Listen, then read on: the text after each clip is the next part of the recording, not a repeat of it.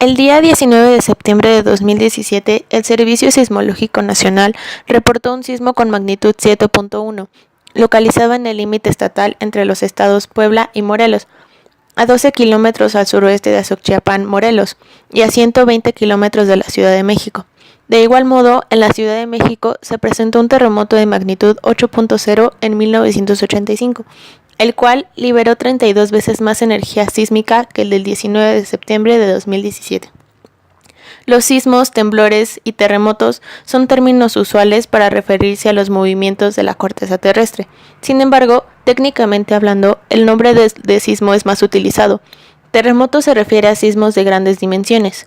Los sismos se originan en el interior de la Tierra y se propaga por ella en todas direcciones en forma de ondas. Estos se pueden clasificar en naturales y artificiales. Los sismos naturales, entre ellos se encuentran los tectónicos, que son generados por la actividad de las placas tectónicas, los sismos volcánicos, que son generados por la actividad volcánica. Los sismos de origen artificial son aquellos provocados por la actividad del hombre, tales como explosiones atómicas. Duración. Cuando hablamos de duración de un sismo, nos podemos referir a varios conceptos diferentes. Una es la duración del movimiento percibida por el ser humano. Otra, la duración del registro instrumental, puede ser incluso de varios minutos. Y otro es el tiempo que duró el movimiento de la falla que originó el sismo, que puede ser de unos cuantos segundos. Réplicas. Cuando ocurre un sismo de magnitud considerable, las rocas que se encuentran cerca de la zona de ruptura sufren un reacomodo, lo que genera una serie de temblores en la zona que reciben el nombre de réplicas. El número de las réplicas puede variar desde unos cuantos hasta cientos de eventos en los próximos días o semanas de ocurrido el temblor principal. La República Mexicana se dividió en 4 zonas sísmicas, utilizándose los catálogos de sismo del país desde inicios de siglos. La zona A es una zona donde no se tienen registros históricos de sismos. No se han reportado sismos en los últimos 80 años y no se esperan aceleraciones del suelo mayores a un 10% de la aceleración de la gravedad a causa de temblores. Las zonas B y C son zonas intermedias, donde se registran sismos no tan frecuentemente o son zonas afectadas por altas aceleraciones, pero que no sobrepasan del 70% de la aceleración del suelo. La zona D es una zona donde se han reportado grandes sismos históricos, donde la ocurrencia de sismos es muy frecuente y las aceleraciones del suelo pueden sobrepasar el 70% de la aceleración de la gravedad. Los sismos y la psicología.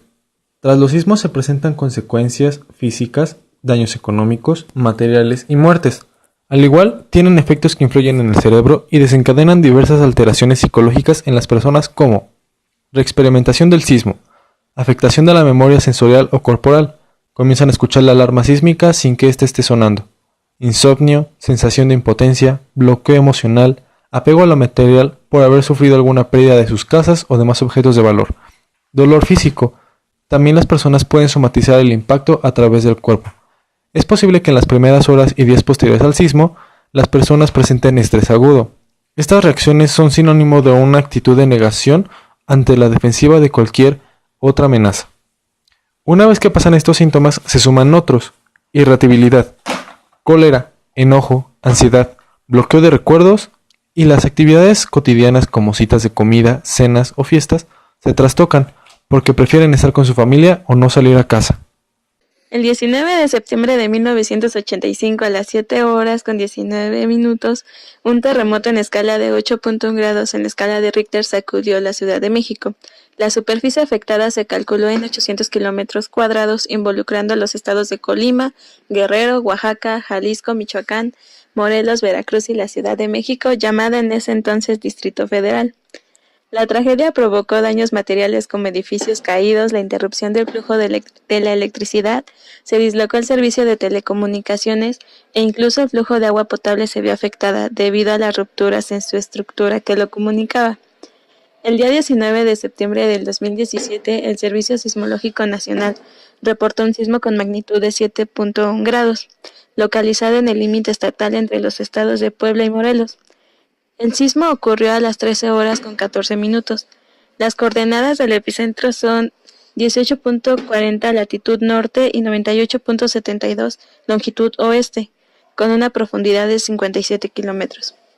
La movilización espontánea de los ciudadanos ante la tragedia del 19 de septiembre de ambos años provocó la solidaridad y el heroísmo debido a que miles de personas salieron a la calle con cubetas, lazos, tinas, picos, etc., sin ser llamadas para colaborar con el rescate de personas que habían sido atrapadas ante los escombros.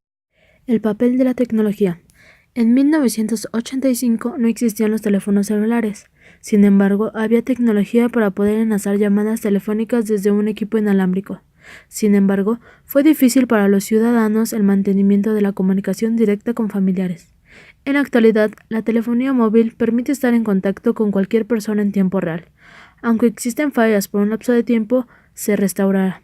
Las redes sociales hoy en día juegan un papel muy importante. Puedes dar tu ubicación y además publicar si te encuentras bien. Si bien en el sismo de 1985 ya existía Internet, no era accesible para la mayoría de las personas y no existían las redes sociales.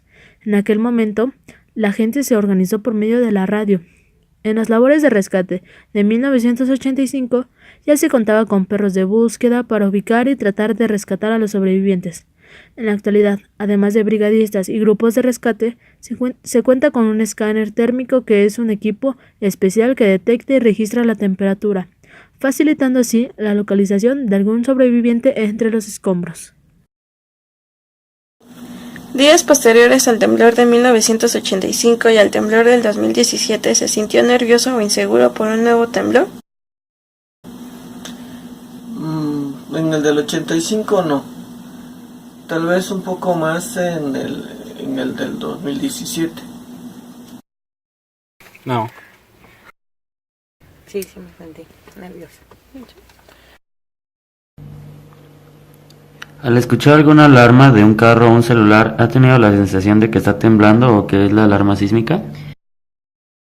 Pues no, porque es diferente el sonido del claxon del carro a lo de las alarma sísmica. Sí, porque lo asocia uno con el momento que sucedió en donde estábamos, todo el movimiento de la tierra, o sea, sí se queda uno asustado. Sí, porque lo asocia uno con el ruido de la alarma. ¿Ha imaginado o recordado de una manera intensa los temblores de 1985 y 2017 que azotaron a nuestro país? Sí, bastante mucho. Sí, claro que sí. ¿Tiene miedo de dormir y no poder escuchar la alarma sísmica? Pues bueno, ahí en mi domicilio no tenemos una alarma sísmica como tal en la colonia, pero sí tengo, hay veces, hay noches, sobre todo en las noches en la cual sí tengo ese temor de que pueda temblar y que no esté avisado por algún tipo de alarma. Más bien tengo miedo de dormir y que se escuche la alarma sísmica. Bueno, ahorita ya empiezo a dormir mejor, pero sí, los primeros días sí estaba yo así como muy atenta, como que existe cierto temor de que a qué horas va a sonar otra vez la alarma. A veces, sí, a veces. ¿Le afectó de manera emocional ver las imágenes de los derrumbes, personas lastimadas? Sí, muchísimo. ¿Llegó a no querer salir de su casa por la inseguridad de que un temblor sucediera y usted estando afuera? Yo creo y pienso que ya no va a temblar pronto ni muy después. No, la mera verdad es que pues yo he seguido haciendo mi vida como de costumbre. Tengo que salir a trabajar y no en ningún momento me ha dado miedo de salir y que me agarre algún temblor en la calle. No, más bien lo que tenía miedo es llegar a mi casa, porque tenía miedo que en la noche fuera a temblar. ¿Qué fue lo primero que hizo al término del movimiento telúrico del pasado 19 de septiembre? Es tratar de hablar con mis seres queridos, con mis hijos y mi esposa. Segundo, evacuar el edificio en el que estaba. Yo estaba en un piso número 13 y tratar de regresarme a mi casa. Echarme a correr para ver si mi hijo de secundaria estaba bien. Primero intentar llamar a mis familiares, después intenté escuchar la radio y durante la radio intentar de nuevo comunicarse con la familia porque es importante, y después intentar pues ver cómo poder ayudar y revisar tu casa, cómo está la situación del inmueble en donde vives. ¿Te sientes preparado o capacitado para actuar ante un sismo? Siento que sí tenemos todos la información, pero una cosa es tener la información de lo que te dicen que tienes que hacer, pero cuando estás en el momento real, es otra cosa, porque tu miedo, tu todo, como que cambian las cosas. Híjoles, pues no, la verdad no. ¿Cree que las medidas actuales ante los sismos son las adecuadas? Pues sí, las medidas sí, pero pues hay personas que luego como que no quieren dejar su casa porque piensan que les van a robar o que les van a, ¿cómo se llama? O luego hay personas que están solas. Pero sí, siento que sí está bien todo lo que se está tomando, para poder, saber cómo actuar ante un sismo. Pues sí, ahorita ha ido avanzando desde el 85 al 2017, ha ido avanzando la tecnología, ¿no? Y ahorita es de mucha ayuda al 2017, pues la alarma sísmica, ¿no? Porque sí ayuda muchísimo lo que es la alarma, y esos segundos que dan antes de empezar la situación de un temblor, pues es muy de mucha ayuda para poder ponerse a salvo y tratar de que no repercuta más ese sismo en lo cotidiano, ¿no? ¿Cree que necesita algún tipo de ayuda psicológica tras los sismos? No me encuentro en un estado en el que yo considere que requiero apoyo. Sí lo resentí, sí tuve miedo, sí pensé muchas cosas, uno pues en esos momentos en que afortunadamente yo no sentí una situación vital, pero sí observé después muchas situaciones y pues sí le pegan a uno, pero afortunadamente yo no requiero ningún tipo de apoyo, al menos así lo considero. Yo creo que en mi persona no, porque no me pasó nada, mi casa, mis hijos están bien y creo que no necesito ninguna ayuda psicológica. Se puede observar que las personas aún tienen recuerdos muy presentes de ambos sismos y los llegan a comparar, pues al momento de hablarnos de ellos parecía que remontaban a aquellos momentos de cómo y dónde los vivieron. Se refleja cierta ansiedad y sus movimientos parecían nerviosos. Además, a lo primero que recurren cuando se les habla de preocupación o miedo es a su familia. Se puede enfatizar la ansiedad o la conmoción que sienten al traer los recuerdos.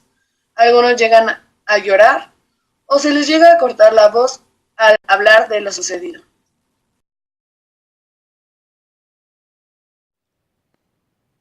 Las personas a 2 meses del temblor ya no muestran secuelas psicológicas como la ansiedad o paranoia. El mayor impacto que presentan fue en el momento del sismo, ya que algunos no supieron reaccionar o entraron en crisis, y en los días posteriores al ver el desastre, refiriéndonos a derrumbes, personas lesionadas y muertos. Muestran la preocupación de que vuelva a temblar. Algunas de sus manifestaciones fueron la ansiedad, la falta del sueño, la recurrencia de recuerdos, asociación de ciertos ruidos a la alarma sísmica y clara impotencia al no poder hacer nada por la gente que sufrió pérdidas materiales o de algún familiar. Es necesario enfatizar que la mayoría de las personas que vivieron el temblor de 1985 eran jóvenes y por lo tanto no tenían la conciencia o la madurez para poder actuar ante un desastre de dicha magnitud, mientras que en el temblor del 2017 contaban con cierta conciencia y responsabilidad. Y en lo primero que piensan es en su familia y mayormente en sus hijos.